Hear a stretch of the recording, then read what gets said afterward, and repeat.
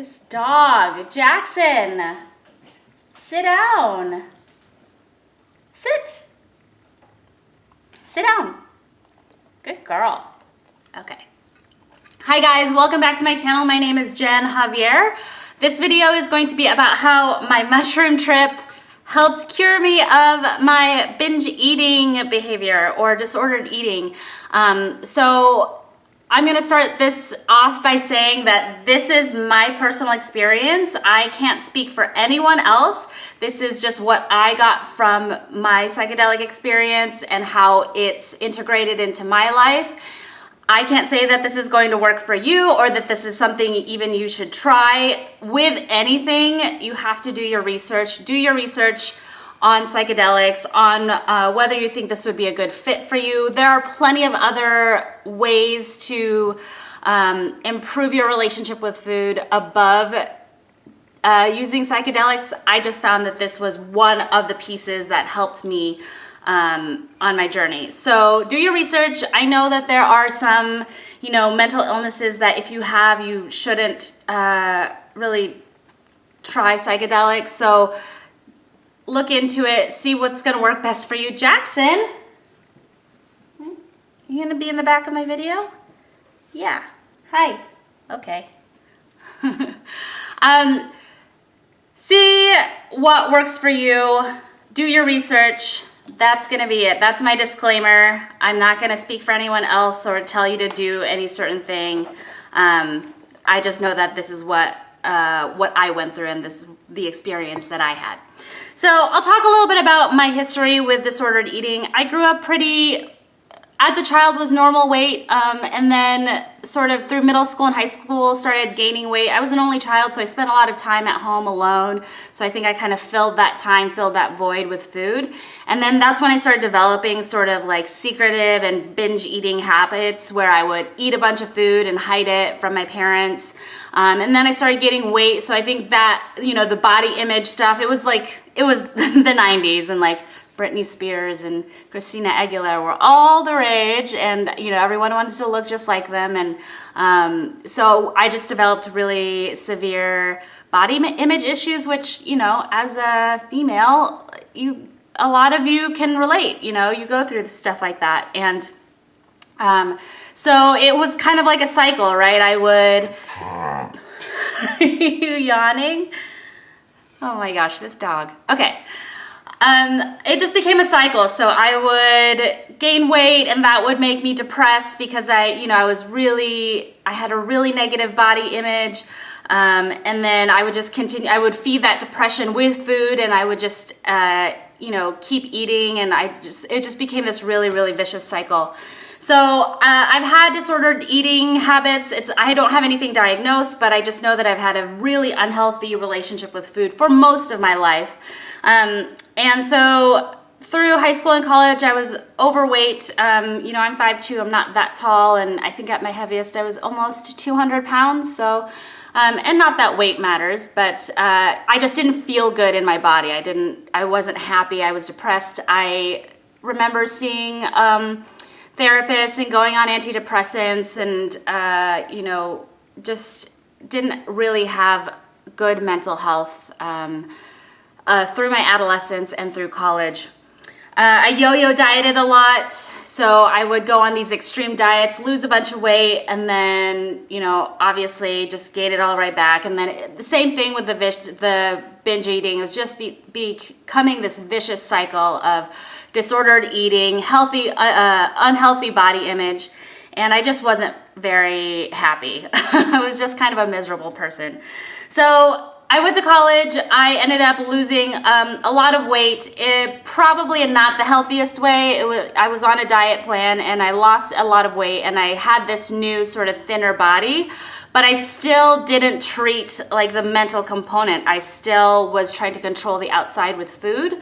And so, again, I would fluctuate in weight, like, up to 40 or 50 pounds, just gaining and losing the same amount of weight, pretty much up through my 20s. I became really interested in fitness, so I got my trainer certification. I started working as a personal trainer. I started getting into CrossFit. I started working as a CrossFit coach. And my life sort of revolved around food and working out so that I could try to maintain this like body that I never thought was perfect. I always thought there was something, I needed to lose more weight, I needed to gain more muscle, I needed to be more toned. It was just a really unhealthy relationship with my body and my identity through my body. So this has been a lifetime thing. I'm 33 years old, and I can't remember a time where I wasn't obsessed with food or my body image. I just thought that that was what my worth was tied to the way that I looked. So that's my experience, my history with body image and disordered eating. I've done a lot of work, self-work up until now to try and deal with those sorts of issues, but nothing has really ever sort of stuck. And then I had my first psychedelic experience. So this is where the mushrooms come into play. It was actually my very first mushroom experience, and I did it by myself. I had a friend who kind of coached me through it, told me, here are the things you need to kind of set up for yourself, and I had the experience at home by myself. And I'll do another video talking about specifically that experience and all the things that I learned, but I came out of the experience with a handful of epiphanies that have now integrated into my life. And the reason why they've integrated into my life is because I've chosen to be proactive about that. And I have another video about integrating your psychedelic experience. I'll link that in the description box below, but using my experience to actually help me in my everyday life and like make it stick in a sense. So the first epiphany that I had in my psychedelic experience was that I had a complete ego disillusion, and you'll probably see other YouTubers talk about that or read other articles about ego disillusion, but basically I had the strong feeling that I am not my body and that me doesn't exist. And I know that's sort of existential woo-woo stuff, but I really had the strong feeling that we are all the same, that we are all the same source consciousness, and that my identity is not my body. So I kind of felt that detachment from me and my body. My body just became this thing. It had no meaning, it had no worth, in the sense that, I didn't have to put all my self-worth on this physical body. I realized, like, why do I care about what my body looks like when we're all the same? Everything is connected, everyone is connected. My body is basically just a tool to facilitate me experiencing this world, experiencing this reality, and experiencing the emotions and the connections to other people. It's just a tool. So why am I putting all of my worth and identity in what my body looks like when that doesn't encompass all that I am? So that was the first thing that was huge for me, that I realized that it doesn't matter what my body looks like. I mean, I want to take care of it, and I'll get to that point next, but, do I have to have six-pack abs? Do I have to, be under a certain weight? Do I have to have a big butt? Do I have to have big boobs? Like, all of that stuff, all of that body image shit just literally just like dissolved away. It just didn't matter anymore. And so that was huge for me. The next epiphany that I had was that, in some sense, like I said earlier, we're given these bodies to like experience this world, there's a reason why we are in these human bodies, is to experience and to connect and to share with each other. And so I realized that we're meant to care for them. And caring for our bodies means not punishing them for being a certain weight or for being a certain size, but to really care for and love them. That's what we're meant to do, to really love these bodies that we're in, because they're a gift. And so in that sense, I felt free to care for my body. And what that meant for me was, I already was working out a lot because I lift weights and I teach strength and conditioning. So I already work out, but it took on a different meaning for me. It wasn't necessarily now about a means to an end. It wasn't about achieving a certain body. It was about moving my body because I could, and because it helped me feel good, and because I was capable and able and strong, and it just reminded me all the things that I'm capable of doing.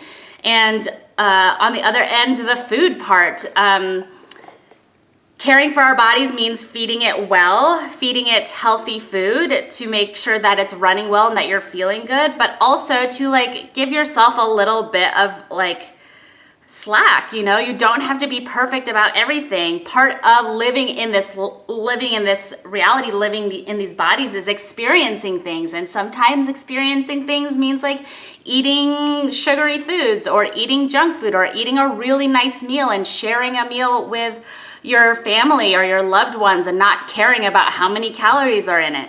It really reframed what food was to me, and it almost felt like it didn't have any power over me anymore. Food sort of lost its power.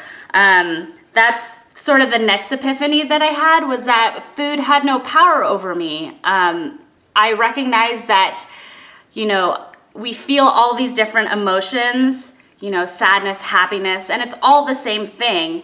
And we try, this is the reason why people have addictions, is because we try to tamp down, or we try to numb all these emotions that we were meant to feel. I mean, some emotions are great, right? Joy, happiness, ecstasy. And then there are other emotions that don't feel great, that are sadness, anger, depression. But I realize now that feelings, emotions are fleeting, and they happen for a moment and then it changes, and then another emotion happens and then it changes. And that, with food, what I was trying to do was to try and tamp down all the bad feelings. I was trying to numb those, and what I realized was it still didn't do that. I could eat all the food in the world and I was still gonna feel the way I felt. And so it was at that point that the food sort of lost its hold on me, and I just felt free. I felt free of the power that food had held over me for my entire life. And that was so, oh my gosh, it was such a weight lifted off me. I just felt free, and I was just happy to eat whatever I wanted to eat. I had never in my life, the food always carried some sort of sense of morality for me. It was either good food or bad food. It was either, if I ate a bad food, I felt ashamed, I felt like a bad person. And if I had enough self-control to eat good food, then I was a good person. And I just lost that sort of sense that food had any morality. It was just food. And it was just there to fuel me and to keep me going so that I could live and experience and love. And it was just a really, really big frickin' deal for me. So those are the things that I learned from my experience. Of course, this is okay, the video says that it cured me of my binge eating, which in a sense it has. I don't care as much about food, or I don't have as much guilt associated with eating or overeating or eating certain foods. But what is important is that I continue to integrate those lessons into my life. So it's not like I have my mushroom experience and I have these epiphanies, and then all of a sudden, all my feelings about food and shame and body image go away. It's just that I am way more mindful of it now, and I see how often it sort of subconsciously comes up in my brain. If I'm eating something and I kind of have that bubbling little thought like, oh, I shouldn't be eating this. Now I have the mindfulness to look at that thought and be like, wait a second, is that true?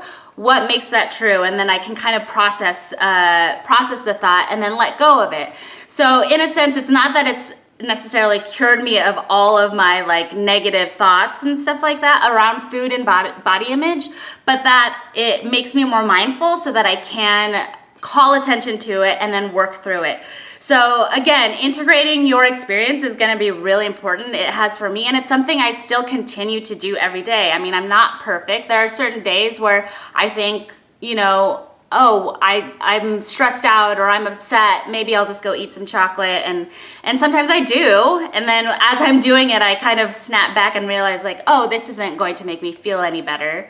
I know that I just have to sit in these kind of icky feelings for a while. It's made me feel okay with like feeling emotions, you know, there's nothing wrong with feeling emotions. We all feel them. Some of them feel great, some of them don't feel great, and you just kind of have to sit in them until they pass, until you feel something new. So that's just overall my experience with psychedelics in terms of my eating, disordered eating and binge eating and body image. It's had a big impact in other areas of my life as well. I'll make more videos about that. But I just wanted to share my experience because I really do believe in the power of psychedelics, that they can help you live a freer and happier life. But if they're used properly and if you continue to do the work, this isn't just like a one-stop shop, like do-all sort of magic pill that cures everything. It's a process. It is a tool. And I think if you can use it well, then it can serve you well, just like with anything in life. So I'm going to end the video. I hope that helped you. If you have any questions or comments about my experience, or maybe any experiences that you have had with psychedelics in regards to disordered eating or body image, then please leave them in the comments below. Hit the like button, subscribe to my channel. I'm going to be doing more videos about psychedelics and I'm sure other stuff at some point. So thanks for watching. I love you all.